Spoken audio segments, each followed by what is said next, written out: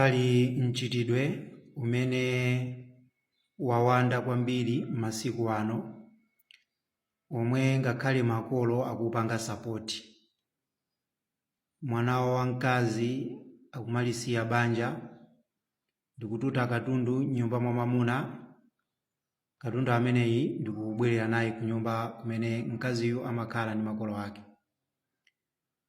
Ndiye zimene zikumachitika nzoti makolo akumamulandira mwana wamkazi. Koma izizi pa Chisilamu ndi zinthu zimene ngati sizikonzedwa zikhala zikuononga Asilamu ochuluka kwambiri, makamaka mkazi ndi makolo ake. Tizindikire kuti pamene banja latha, mkazi sakuyenera kutenga katundu wa nyumba kupatulapo chimene mkaziyo chili chake, kapena chimene adapatsidwa ndi mwamunayo ngati mphatso.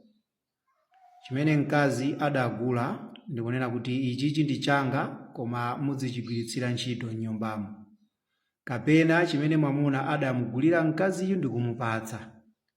Koma chilichonse chimene mwamuna adagula ndikunena kuti ichi ndi cha m'nyumba muno, kaya ndi firiji, kaya ndi sofa, kaya ndi skrini, mapoto ndi zina zotero, zimenezo ndi zake mwamunayo.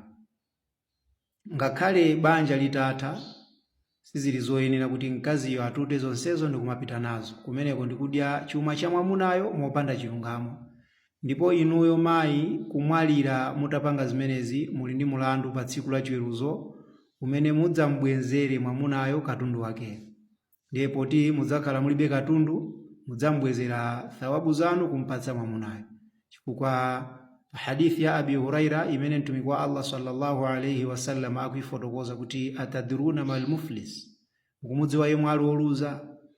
Masahaba poyankha ananena kuti al muflisu fina man la dirham lahu wala mata. Amene ali woluza mwa ife ndi uyo amene alibe ndalama komanso alibe zopeza.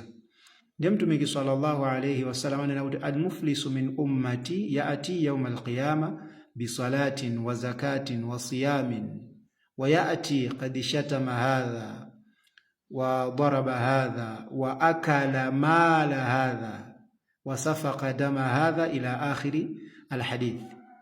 Ndiye munthu woluza mu umma wa mtumiki wa Allah sallallahu alayhi wasallam ndiye yemwe adzabwere pa tsiku la chiweruzo ndi swala ndi saumu komanso zakati. Koma adzabwera ali ndi milandu: wani, atamusemera chinyawu wina, kumipitsira mbiri wina, kummenya wina, kukhetsa mwazi wa wina, komanso kudya ndalama za munthu wina wake mopanda chilungamo. Ndiye apapa sakutanthauza anthu am'mabungwe okha. Ngakhale mkazi amene watenga chuma cha mwamuna ndi kuthawa nacho, ameneyonso ali pamenepa. Ndiye akazi taphunzira m'Chisilamu, muone zimene Allah subhanahu wa ta'ala wakupatsani ngati malire. Chifukwa sizoona kuti pamene banja latha ndi inu mutute chilichonse cha nyumba, munapita ku business kapena munapita ku banja.